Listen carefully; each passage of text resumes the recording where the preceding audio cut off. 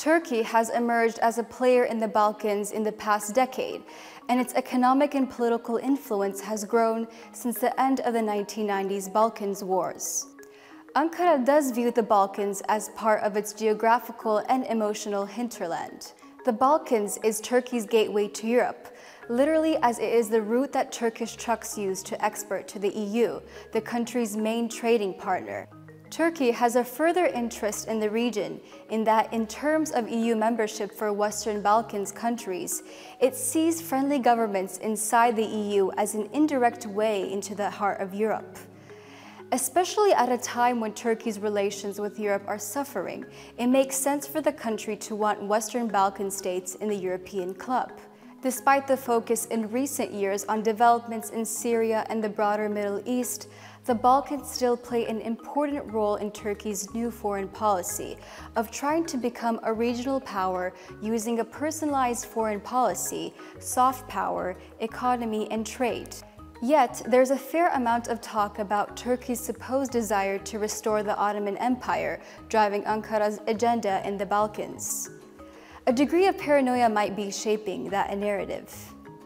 Are Turkey and Balkan relations improving regional peace and stability? Can ties with Turkey place an effective strategy in EU and NATO accession? More on Turkish influence in the Balkans, my colleague Harun Karčić spoke with Oya Dursun-Özkanca, Professor of International Relations at Elizabethtown University.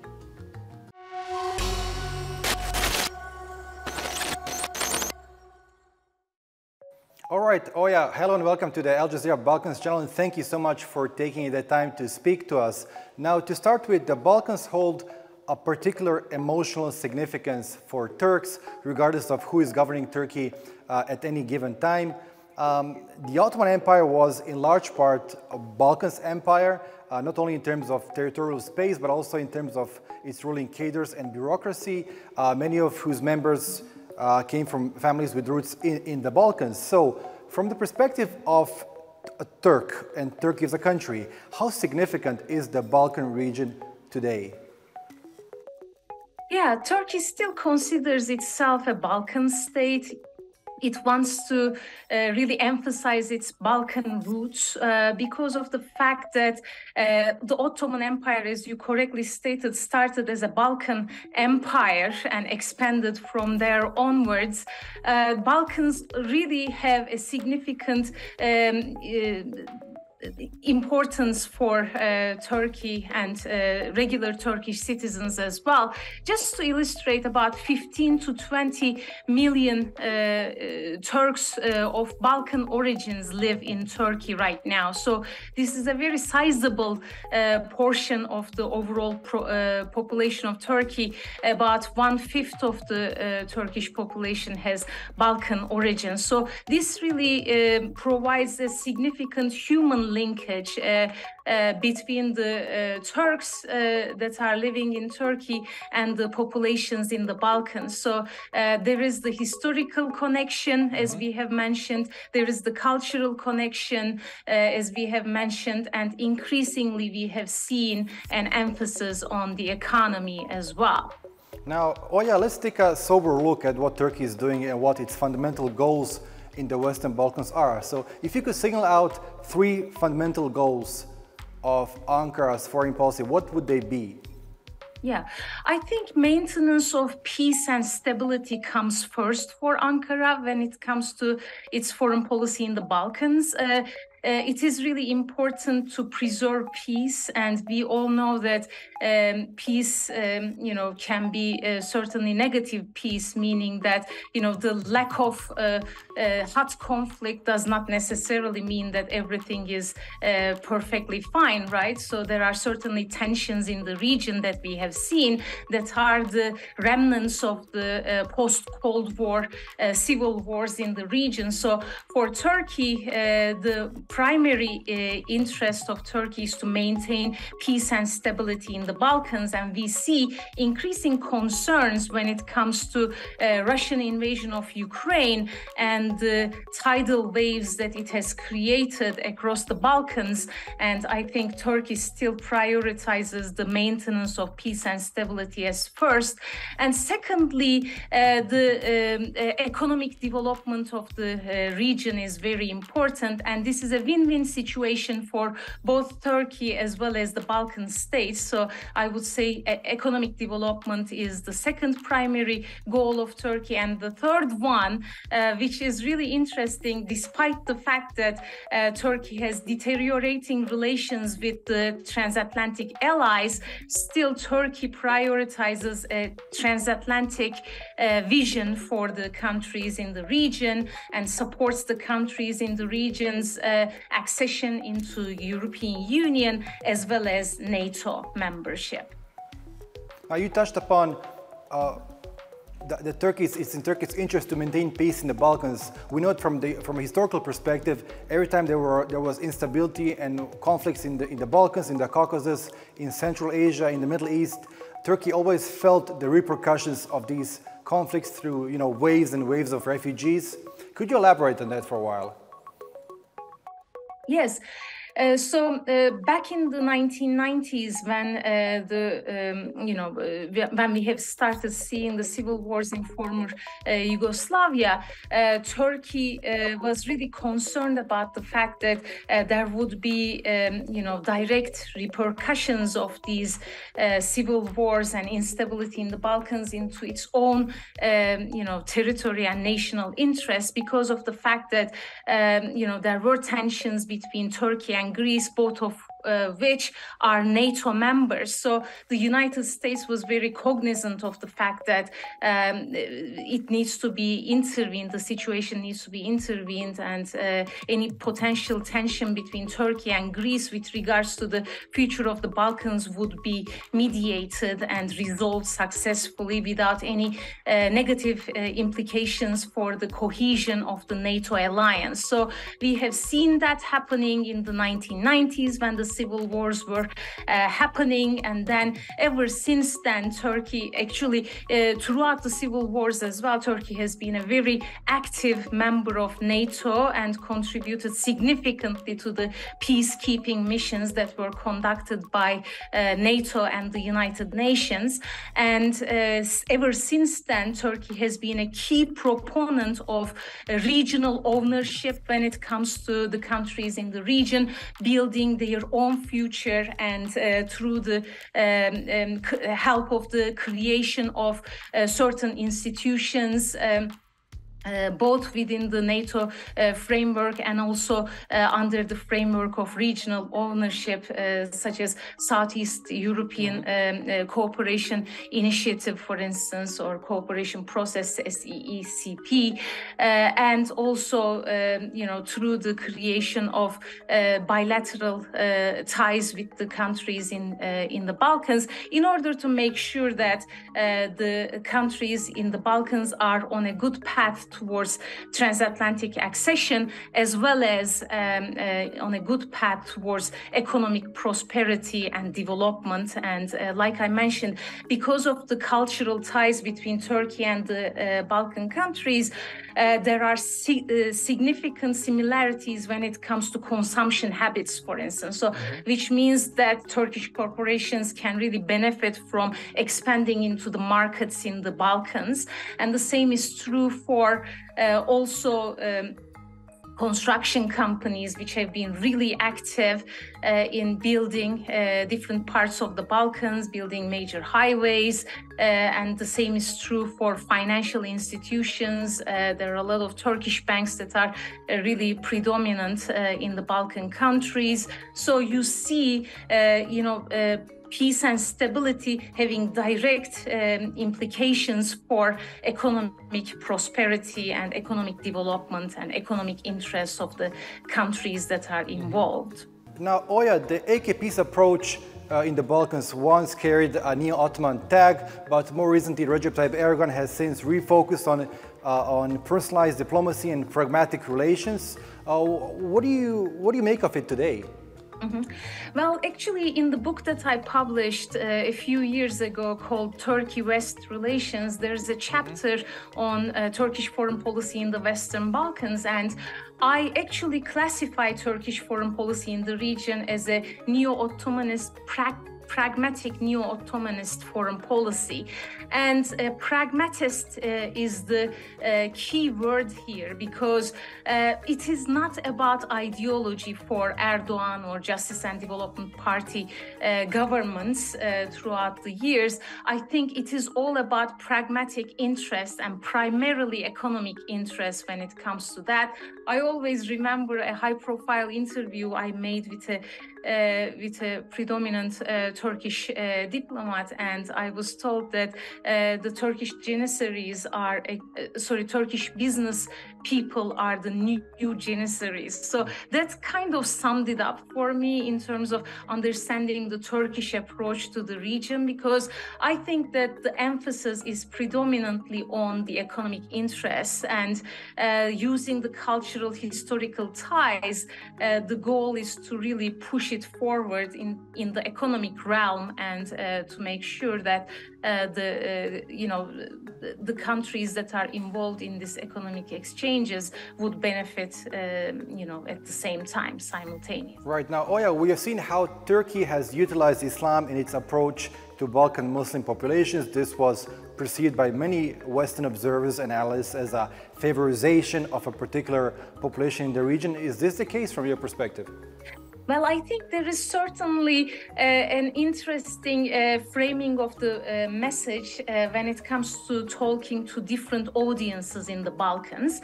And I can illustrate my answer with the following example.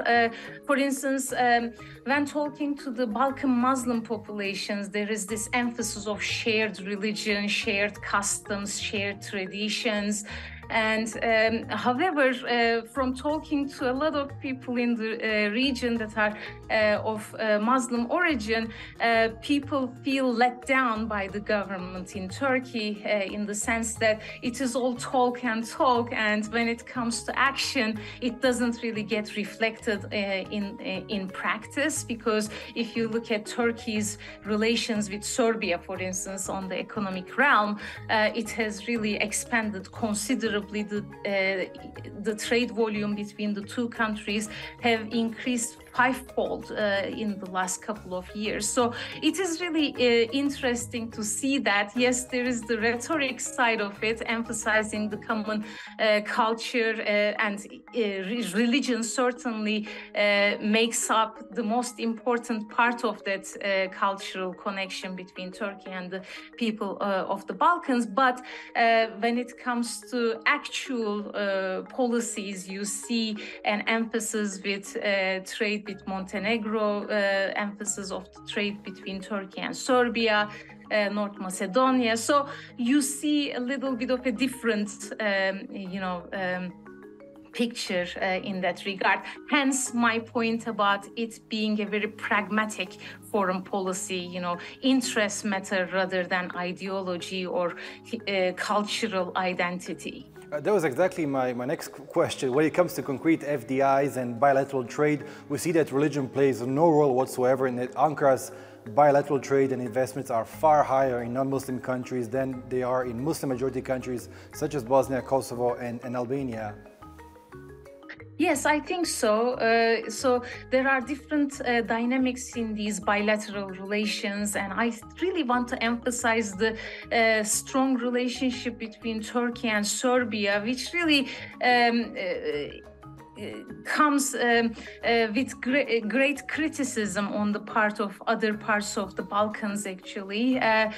This special relationship is really important for both leaders, Vučić and Erdogan, I think. So it comes at a cost of criticism from other countries in the region. Serbia is buying drones from Turkey, for instance.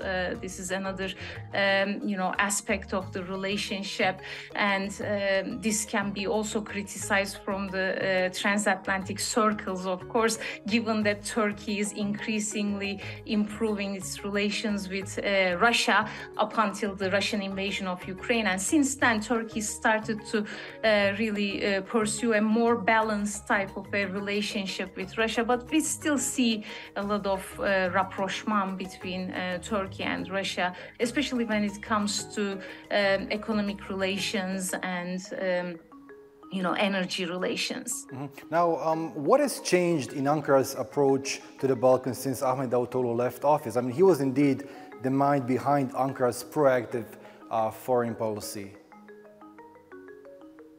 He certainly was, and I think that under his role as the foreign minister, and then as the prime minister, I think that we have seen a lot of emphasis on bilateral, trilateral diplomatic talks between Turkey and other countries in the Balkans, and we have seen the emphasis on historical, cultural connections between the countries, and also pragmatism was certainly there as well when Davutoğlu came up with that policy, and following his departure, I think that the economic perspective really stuck. I think the emphasis on the economic relations between Turkey and the different Balkan countries really remained there, and not so much an emphasis on the bilateral and trilateral talks, but certainly the personality cult of Erdogan, the fact that he pursues these one-on-one relations with the different Balkan leaders has been really effective as well, but that also comes at a cost with criticism from the transatlantic circles that these relationships are endorsing authoritarian regimes that are corrupt in the region, and so on and so forth. So I think that Erdogan pursues these personal relationship and expects things to be followed, his political requests to be followed by the countries in the Balkans, and but so far we have not seen much of a spoiler role that is played by Turkey in the region. In fact, I would like to say that a lot of my connections in the region emphasize that they would prefer the Turkish influence when it comes to religion,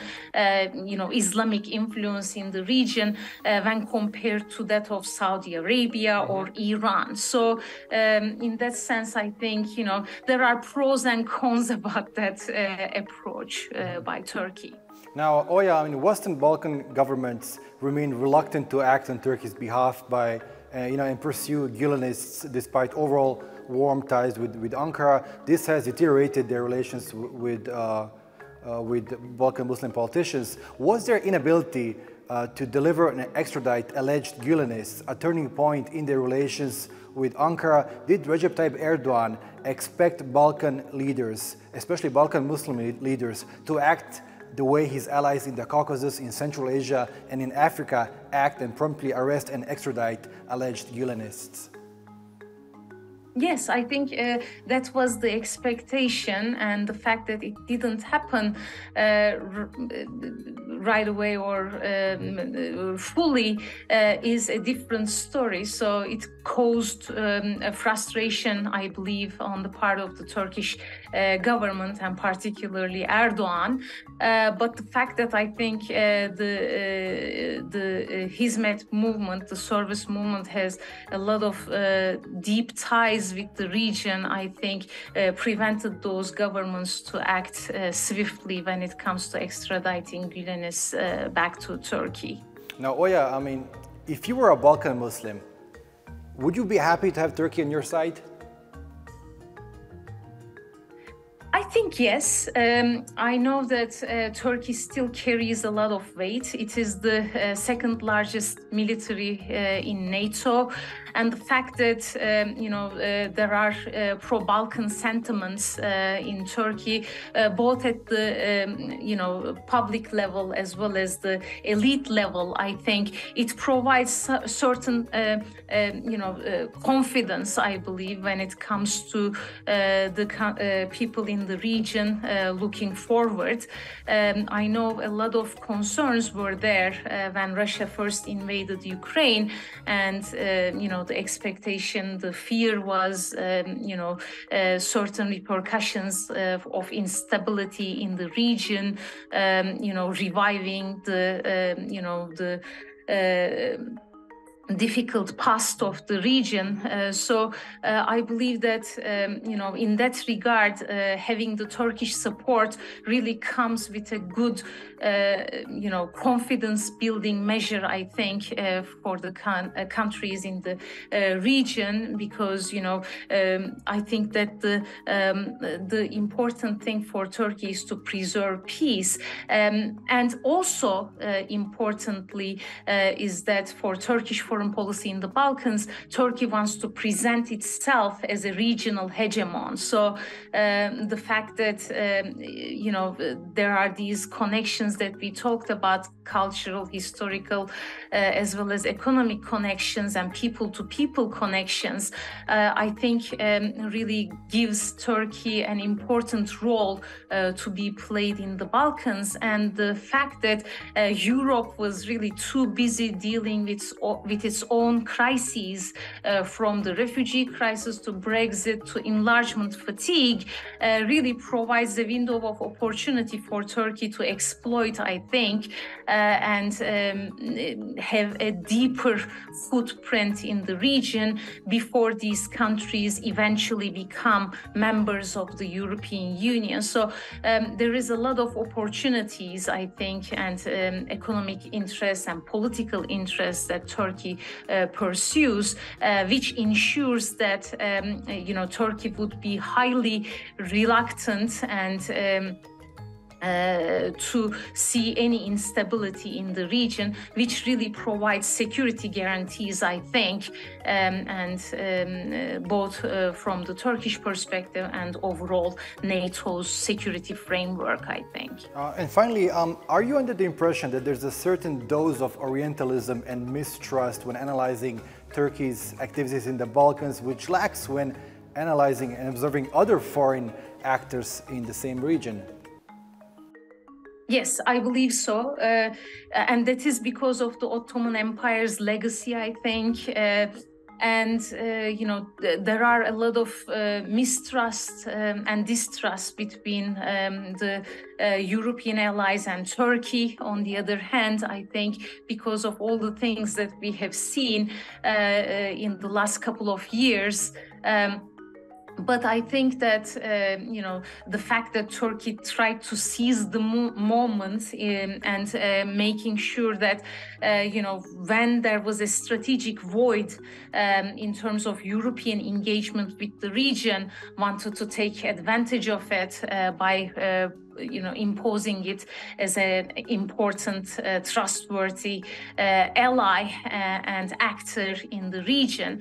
And let's not forget, this is a region that Turkey can have easy wins in its foreign policy when compared to the other immediate neighborhoods of Turkey, I think. So that is another part of the story to be told, I think. The fact that, there are these already really significant ties and connections, and Turkey is well respected in the region, and it ensures that Turkey can score some good points and easy points actually in its foreign policy initiative. And also these points can be used positively when it comes to the government actually presenting these wins to the domestic audiences in Turkey as well.